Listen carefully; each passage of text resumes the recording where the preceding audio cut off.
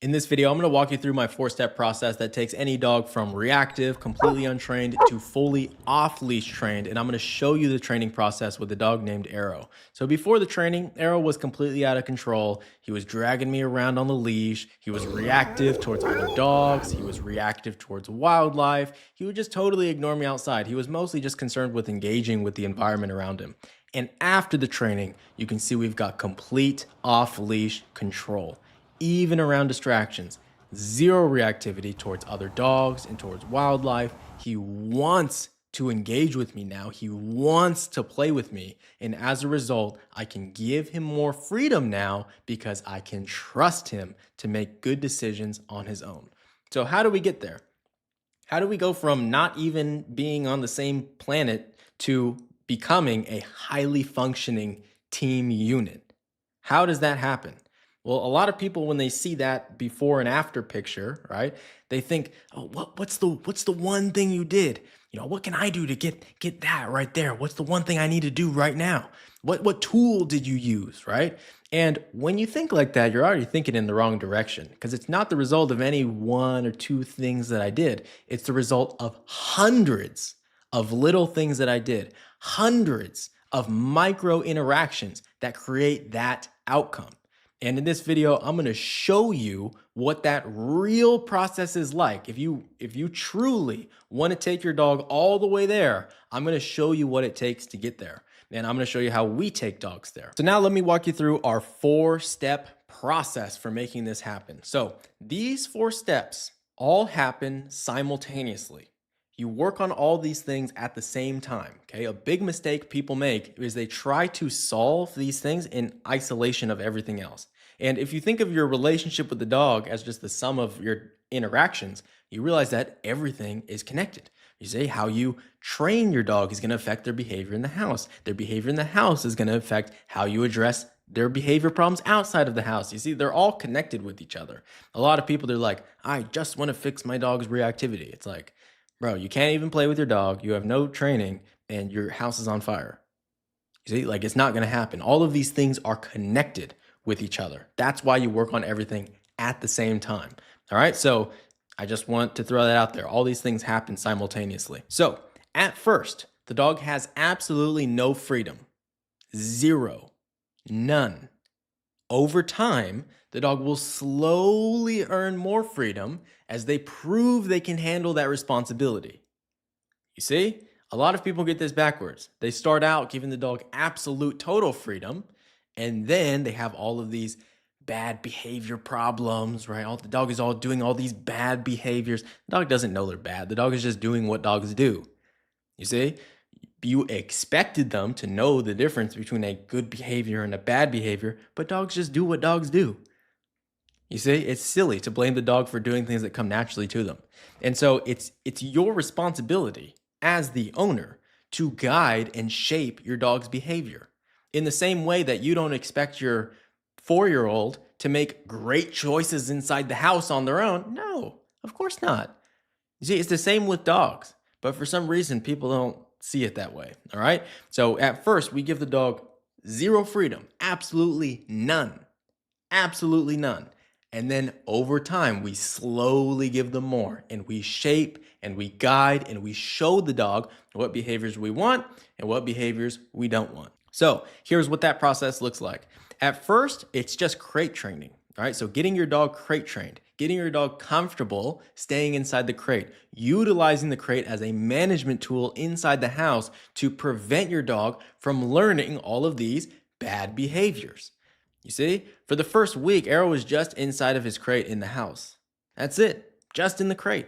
And so as a result, he doesn't learn he can chew on the shoes and pee on the rug and eat the trash. You see, he doesn't learn any of these things because he was just in his crate. Extreme management. Extreme management. I don't expect him to know how to behave in the house. And so at first, I just implement absolute total management. Literally, he can't do anything wrong if he's just inside of his crate in the house. You see? Zero freedom. Then the next thing I do is I teach him the place command. The place command is this elevated dog cot that I teach dogs to stay on. And the reason why I like teaching the place command is for a couple reasons. The first reason is it teaches the dog impulse control. You see, because unlike the crate is physical containment, right? The dog is contained physically inside the crate. They cannot escape. The place command is psychological containment. The dog must control themselves mentally. He must control his impulses. He wants to get up, but he can't get off. Oh, those person just came in through the door, but he can't get off the place board. You see? Impulse control. That's why I like teaching the place command. The next reason I like teaching the place command is because the crate, it can feel like the dog is very isolated from you. You know, it's kind of like they're in the crate. It feels like they're separate from you. And I like teaching the place command because it feels like they're with you. You know, they're a part of the pack. You know, they're right there. It's less isolating, I feel like. And so I like teaching the place command inside the house. So once I've done that, the dog is either one of two places. If I can supervise them, they're on their place board. If I can't supervise them, they're in their crate. That's it. It's extreme management, right? Many of you watching this video whose houses are currently on fire would benefit immensely, and your dogs would benefit immensely if you just did these two things in the house. Crate train the dog and teach the dog the place command. That's it. Inside the house, the dog is in their crate or on their place. That's it. That's it. There's no roaming around the house, looking out the window, looking in different rooms. None of that. Crate or place. All right? Extreme management. All right? Now, after that, after I've taught the crate and the place command, then once the dog is like super calm on these things, you know, I send them to crate, they just boom, knock out. Right? They're instantly relaxed. I send them to place, boom, knock out. Super relaxed. At that point, I can tell that the dog is now ready to slowly give them a little more freedom. So at this point, I begin to give the dog supervised access around the house. Supervised, right? Important word, supervised access around the house, and I carefully observe their behavior. What do? Do they pace around the house incessantly looking for something to do, trying to get into every little thing? Okay, not ready yet. Back to place, you see? Or does the dog just come off the place, just relax on the ground? Very good. You see? Very good. You see, I'm slowly giving the dog more freedom and I'm supervising them. Oh, the dog comes off the place board, immediately goes and puts his head in the trash can. I can correct that behavior because I'm supervising. You see? So now I'm here to shape and guide and observe the dog's behavior. I'm showing them how to interact inside the home, or to live inside the home, rather. So once I've gone through the supervised access stage and the dog has proven to me repeatedly that they can make good choices on their own, at this point, then I'll start giving the dog unsupervised access, all right? You gotta be careful, be smart about this one, all right? So like if you're in the living room, let's just keep the dog in the living room, right? But be smart about it. And now start giving the dog unsupervised access. Start extending your arm of trust to the dog. You've got to learn to trust the dog at this point. They've proven to you that they can make good choices while you're watching, but now start to extend it a little bit. Let's see if they can handle it, right? I'm going to watch my show and I'm just going to let the dog be around. Let's see what they do. I'm going to be in my, doing work on my laptop. Let's just let the dog be around. Let's see what happens. Now, if the dog does something they shouldn't be doing and you don't catch it in the moment, all right, let's dial it back a little bit. Let's bring in the reins a little bit and let's just go back to supervised access. Dog's not ready for it yet. And that's okay. You see, in this process here, it can take, for some dogs, honestly, they get it immediately. Like it takes no more than a week and like your dog is free in the house making excellent choices, right? But other dogs will take a year, 2 years even. Like they can't handle that level of freedom. It is too difficult for them. They thrive on structure. You say you've got your cracked out Malinois in the house, you've got your cracked out Border Collie in the house, you're just like always looking for something to do. Oh my God. It's like, dog's not ready for it yet. All right. If you have one of those dogs, don't compare your dog to other dogs. Okay. Every dog will pick this up at different rates and that's okay. There's nothing wrong with that. There's nothing wrong with having good management and giving your dog good structure inside the house. There's nothing wrong with that. It doesn't mean your dog isn't trained. It doesn't mean you're a bad owner. Like it doesn't mean that. That's just what your dog needs from you. You understand? And so don't be afraid to utilize these management tools to give your dog what they need from you. All right. So that's the process for creating a structured home environment, a well-behaved dog inside the house. That's what I took Arrow through. All right. Now, again, I don't just do this on its own. I do this in conjunction with everything else on this list. All right. So now let's move on to step 2. Step 2 is to create a play-based relationship with the dog. So before I did any obedience training, like literally any, I did play. That was like the next big thing. I had crate training inside the house, and then I was doing play. Every time we came out, like we were playing with each other. And that's because right away I knew, just by interacting with this dog a little bit, I knew that play was the way into this dog's heart. If I could get him obsessed with playing with me, obsessed, everything else would be so much easier. So much easier, right? The training would be easier, eliminating the reactivity would be easier, everything would be easier if he loved playing with me. You understand? I don't mean just like kind of like it. I mean like amped to play with me, like loves to play with me. That's what I was after, you see? And so that's why I started playing with him on day 1. So the first thing in creating a play-based relationship with the dog is just teaching the dog how to play. I had to teach him how to play, right? At first, when we first started playing together, he wasn't too interested. You see, like he would kind of chase out of the ball a little bit and then get distracted by the environment. You see, he wasn't super into it. And that's okay. That's how most dogs start out, right? A lot of people, a lot of you guys watching this video have a dog like that. And you're like, oh, my dog doesn't want to play. I'm just not going to play with them. You see, you give up. You give up. You can't do that. All right. Your dog, they do want to, you just have to show them how to play. All right. And the way to do this is by short, consistent play sessions, 1 to 2 times per day. And when I'm doing these sessions with him, I'm not forcing him to play. I'm just inviting him to play. I'm keeping the invite open. When I'm out there and I'm moving the ball around, I'm playing by myself. I'm having a good time. I'm tossing that ball around. I'm running after it. I'm grabbing it. I'm playing by myself, you see? And I'm having fun alone. And I'm simply inviting the dog to play with me. Now, if he accepts this invite, fantastic. We'll continue going down that. But if he doesn't accept the invite, that's also okay. You see, a lot of people get frustrated at this point and they quit. Don't quit. You've got to be consistent with this. Show up every day, bring a good attitude, and keep going. Be consistent. At this point, my goal is just to show him that playing with me is fun. There are no rules yet, right? So at some point, after doing this consistently, he starts interacting. He starts grabbing that ball. He starts grabbing that tug toy, and we start playing a little bit, having a little bit of fun together, right? And at this point, I am only focused on having fun. No rules. No rules, all right? I see a lot of people, they're focused on the wrong things. They're like, Miles, my dog is biting my sleeves, and he's jumping on me, and he won't let go of the toy. It's like, dude, don't worry about that. You'll get all that stuff later, right? Just focus on having fun right now. That's it. That's the only important thing, all right? He's playing with you. That's a win. Later on, we'll make the rules and all that stuff, right? Just focus on having fun for now, all right?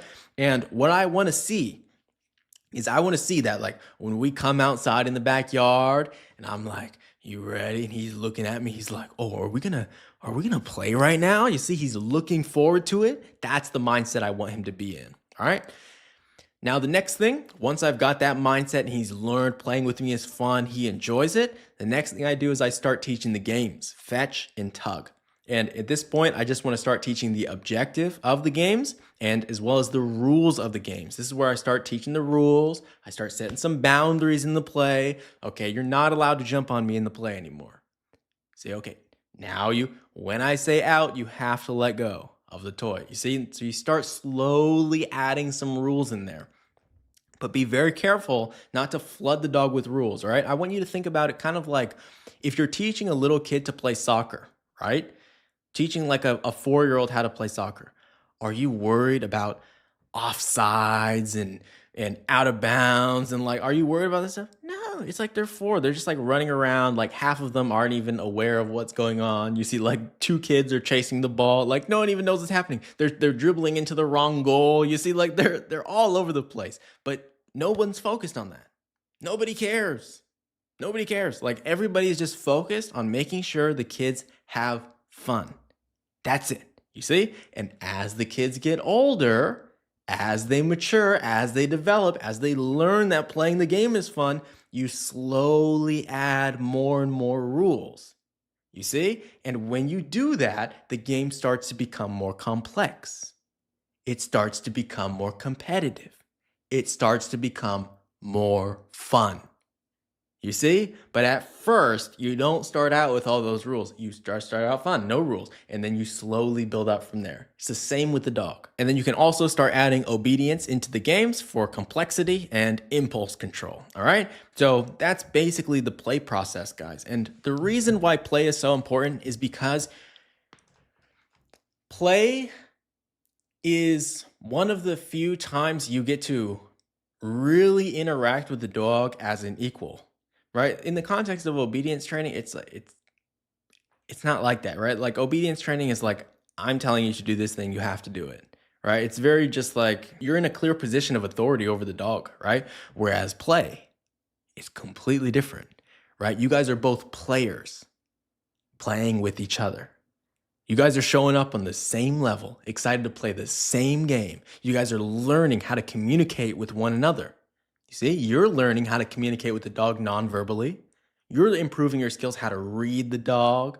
You see, you're learning all of these things through play. And the dog is also learning how to communicate with you.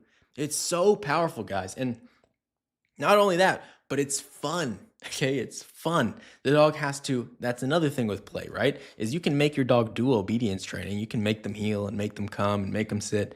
You can't make a dog play. You can't. You can't force it.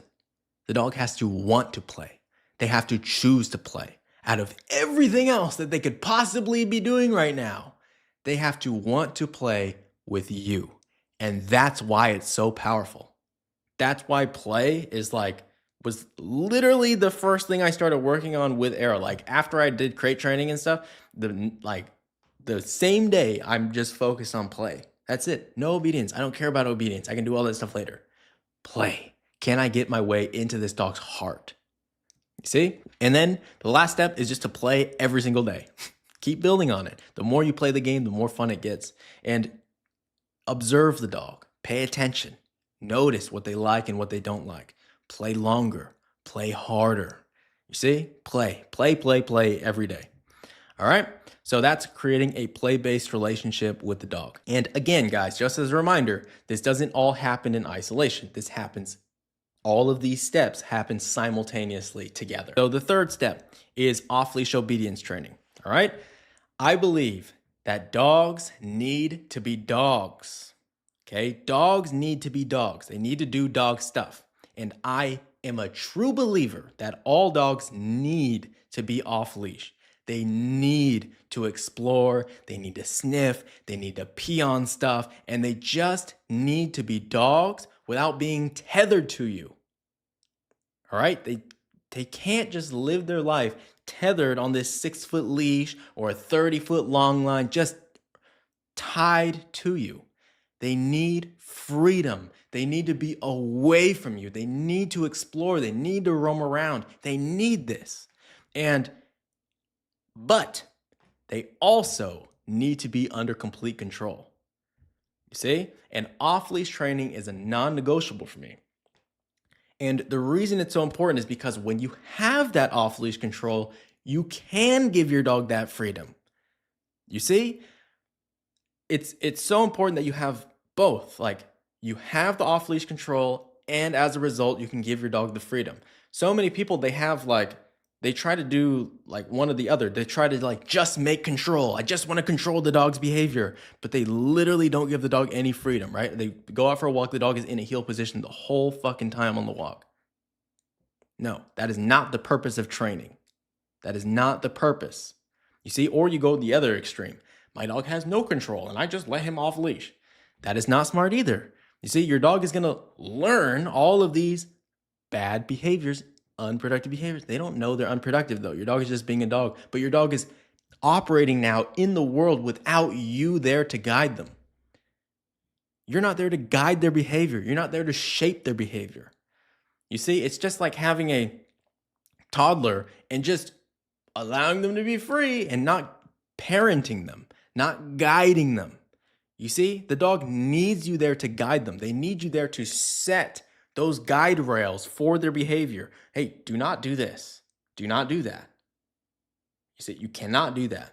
Out in this, our human world, this behavior is unacceptable. And you set that boundary for them.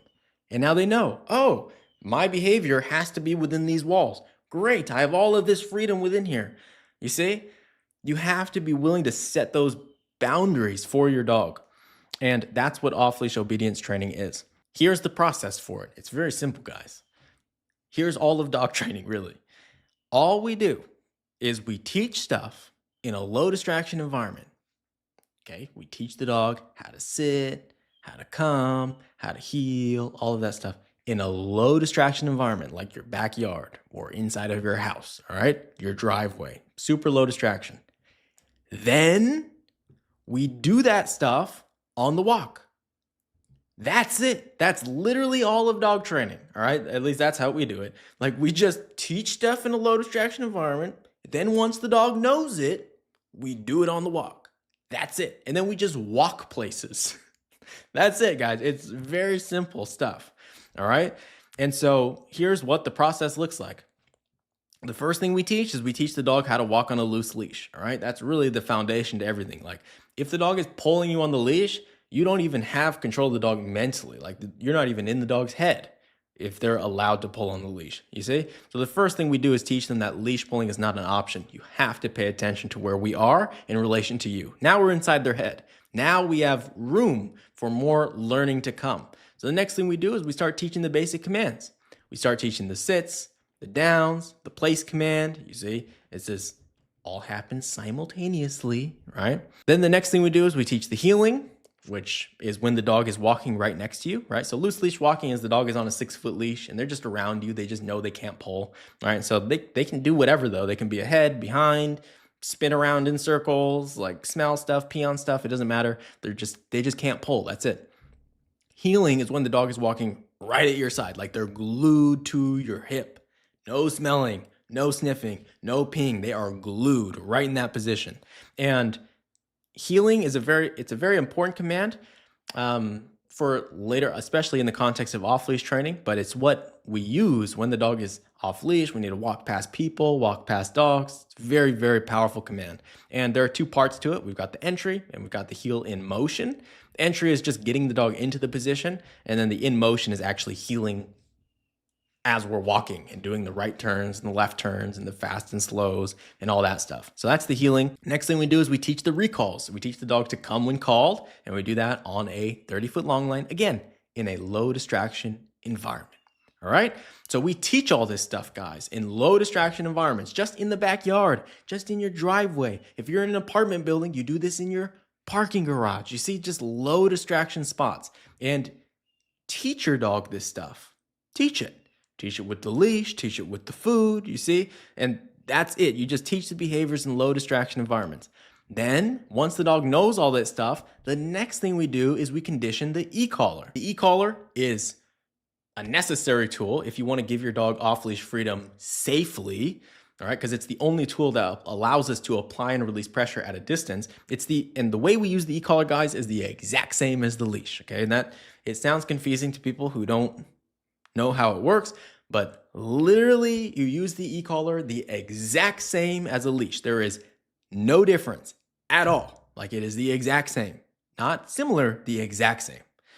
And we condition the e-collar using the dog's working level. So the working level is the lowest level the dog perceives on the e-collar. So you start at a 0 and you work your way up until you find the lowest level that your dog feels. And then you condition the e-collar to behaviors that you already taught. So what you do here to condition the e-collar is you make pressure before the command, right? So you find the dog's working level, you hold down that working level. Let's say, for example, it's a 5, all right? So you hold down that 5, your dog feels it, and they're like, what is that? I think I feel something, but I'm not sure. And then you give the command, Fido come, Arrow come. And then once he turns to come, the pressure goes away. You see? So all you're doing is you're showing the dog how to turn off that pressure, because it's weird, it's novel, it's foreign, like they've never felt anything like that before. And you're using commands that the dog already knows to help them, to guide and shape their understanding of how this tool works. You see? So that's the conditioning phase. The whole point is just to teach your dog how the tool works. All right? So that's e-collar conditioning, and you do that to commands the dog already knows because you taught them earlier in the training. The next step is to go on structured walks. Okay, so remember our training process up here? We teach stuff and then we do this stuff on a walk. Well, the next step is to go on walks. All right, so we start going on walks around the neighborhood. You see, start walking around the neighborhood. We start just going around the cul-de-sac, doing a little loop around the neighborhood. You see, low distraction stuff here, guys. And occasionally throughout the walk, we tell the dog to sit. We tell the dog to heel. We tell the dog to down. You see, all the stuff that they know now, we just do that on the walk. And the dog starts to learn. Oh, I see. This stuff that I learned in the backyard, I also have to do it on the walk. Oh, I get it. You see, this was a very important realization that Arrow had to make because he had no idea he could even had to listen outside on the walk. It didn't even exist as a concept in his mind. He didn't even know that was a possibility. Oh, when you give a command, I have to do it on the walk? It was just a foreign concept to him. And I was like, yeah, you do. And he's like, oh, okay, got it. You see? And that's it. And we just do that stuff, low to medium distraction environment. Once the dog was really good around the neighborhood, we start taking him just across the street to the other neighborhood. Different environment.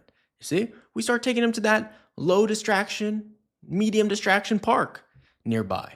You see, and we just show the dog like, yeah, all that stuff you know, you also have to do it here and there and there. You see, and you're just generalizing the training. And then the next thing you do is you increase the distraction levels. So now you start going on walks in more medium to high distraction environments. At this point, you're driving places. You're like, ooh, let's go to that environment and do a training session. You see, you drive over there and do a training session. Oh, let's go to that other busy park. You drive over there doing training session. This is what we did for Arrow. One of the places that we have here in Austin is called the Domain. It's like an outdoor shopping mall situation. Super distracting, right? Lots of people, lots of dogs, tight sidewalks, passing by people in close proximity. Very, very difficult environment. And that's a perfect environment for proofing the training, right? Showing them, yeah, even here, you have to sit, you have to down, got to walk on a loose leash, you've got to heel when I need you to heel, you see? Even around all these distractions. And when you do this, when you go on walks in these distracting environments, your dog's going to make mistakes, of course. You're going to tell them to heel, they're going to be heeling, and then they get out of position. That's the point, right? So you negatively reinforce the heeling. You correct them when they make that mistake, and you reward them when they do well. You see? And that's it. You're just showing your dog how to behave in these scenarios. You're controlling their behavior. Understand?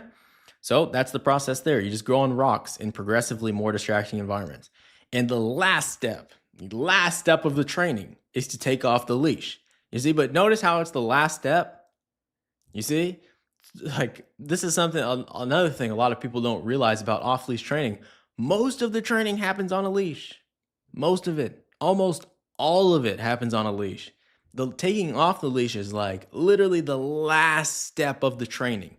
Once you've proofed the dog and the dog, for a fact the dog isn't gonna, run off on you and they're gonna listen to when you need them to listen, you see, then you take off the leash.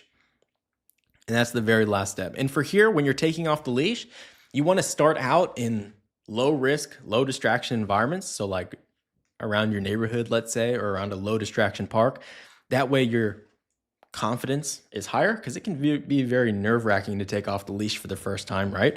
Because your dog has probably given you reasons not to trust them in the past. And so start out low distraction, low risk environment, take off that leash and see what happens.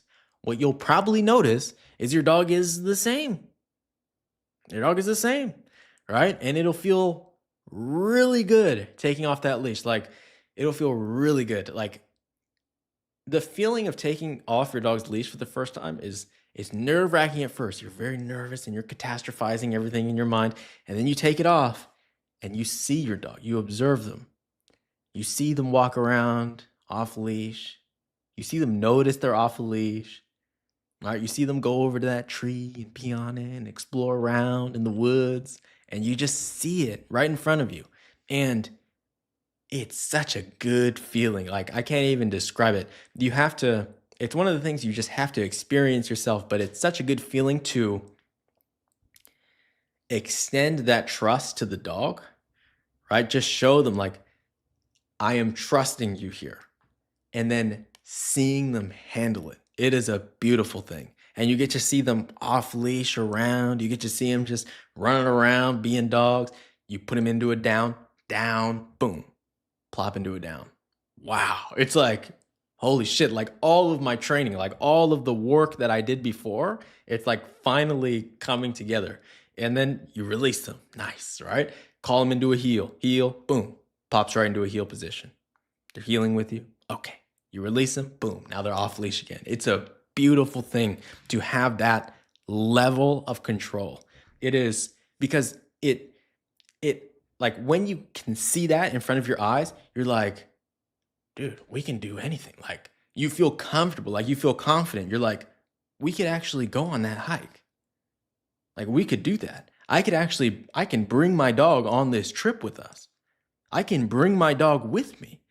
You see, like, you start to, because because you have control. You see, like, at first that wasn't even a consideration. You're like, there's no way I'm bringing my dog on vacation with us. You see, like, there's no way I'm bringing my dog into the office with me or something. But when you see this, when you start to see all of your training come together, it's like the possibilities open up, and you're like, there's so many things we can do now. You see, and that's what off-leash training is all about. It's all about making that control so that you can have more fun and just give the dog more freedom and do more stuff together, right? That's what it's all about. And so that's off-leash training here. And I believe this is critical for all dogs, especially for a dog like Arrow. This dog needs to be off-leash. He needs to. It is a must. It is a non-negotiable. There is no way I'm going to have this dog on a leash his entire life. There is no way that is happening. He needs to be off leash, but he needs to be under complete control at the same time. You see, it's both. In my opinion, can't have one without the other. The next piece, in the last piece, you'll notice how I put this last, okay? Because it's not as important as a lot of people think it is. The last piece is to eliminate the reactivity and undesirable behaviors. So Arrow's reactivity towards other dogs was rooted in arousal. He would get incredibly excited and frustrated in the presence of other dogs, right? Since the leash was holding him back, he'd get frustrated, and that's what creates that reactive outburst. He wants to go interact. He gets super amped up, super excited, and that leash is restraining him. So he's barking and lunging and all that stuff. So solving this is a pretty straightforward process.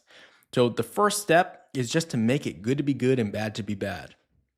That's it, guys. Like, people, I see so many trainers, they just overcomplicate reactivity training to like an insane degree, to the point where I don't even understand what they're doing. Just make it good to be good and bad to be bad. That's it. It is that simple. Dogs continue doing things that lead to good things, and they stop doing things that lead to bad things. That's it. And if you can make it good to be good and bad to be bad consistently, you will change the dog's behavior. So here's what I did. Whenever I see another dog, I just let him choose what to do. Let him choose. I'm not going to tell you what to do. There's a dog there. Do whatever you want to do. And depending on what he does, I will then attach a consequence to that behavior. So if he decides to react to the dog, that's fine. I punish this behavior into oblivion. You see? There's a dog there. Go ahead, do whatever you want. Lunges at the dog. I mark it with no, and I punish the behavior into oblivion. I let him know that that is a horrendous idea. That is a terrible decision. Never do that around me ever again. You see? And if he decides to ignore the dog, I reward this behavior profusely. I let him know I am incredibly happy with this behavior, This was the perfect behavior. I love this behavior. Perfect. Do that every time. And as a result, when he is with me, he knows exactly how I expect him to behave. There is zero confusion. He knows that if he does this, it leads to something really bad. I don't want to do that again. But if he does this, it leads to something really good. I like that. That's it, guys. It's not complicated, right? So many people overcomplicate reactivity training, but that's really all it is. Make it good to be good and bad to be bad consistently. And the number one reason most people fail with their reactive dogs is because they cannot separate their emotions from their behavior. They cannot separate how they feel from what they do. They say, I'm afraid. I'm afraid to correct my dog in public. I'm afraid if I punish the behavior, it'll hurt our relationship. I'm afraid of what other people are going to think. What are they going to say? Fears, emotions, human emotions. And people allow their own human emotions and their own good intentions to influence the training. Your human emotions, if you allow these emotions to get in the way of your training, it will hurt your training. It will hurt your dog. It will hurt your communication with them. Dogs are not babies. They're not people. Dogs are animals, and they exist in a nonverbal world. They communicate with one another physically, non-verbally.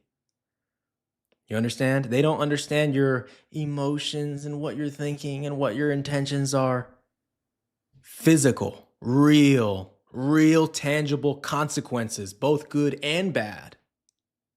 You see? This is the world dogs live in.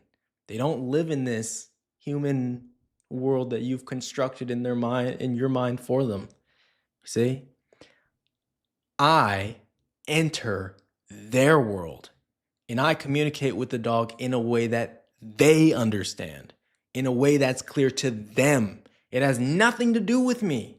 It has nothing to do with me. It has nothing to do with how I feel about it or what I think about it. It has everything to do with communicating to them in the way that is most effective and clear.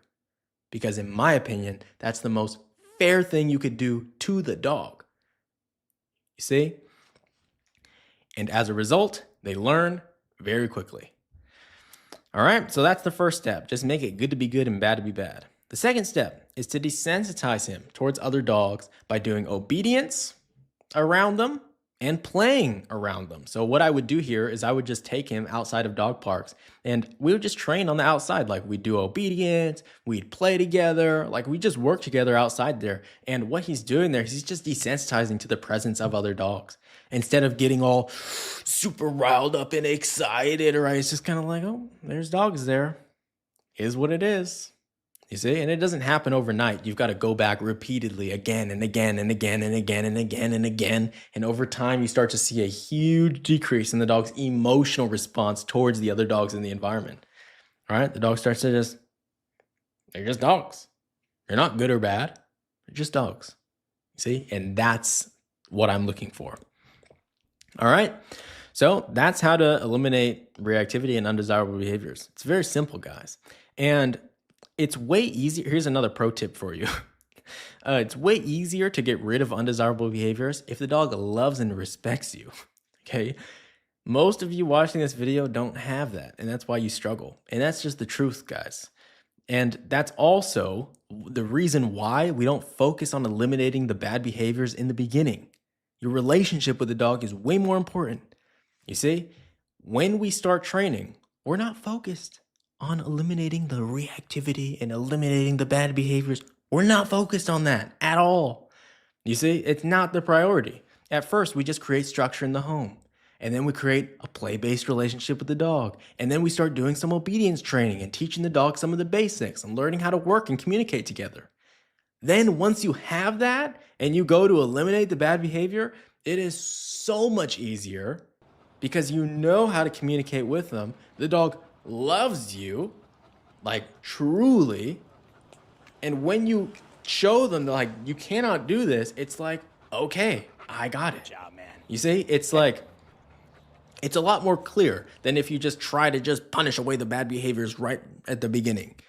You see, it's a lot easier, guys, to go through it this way and then worry about this once you've got a decent foundation in your relationship. All right.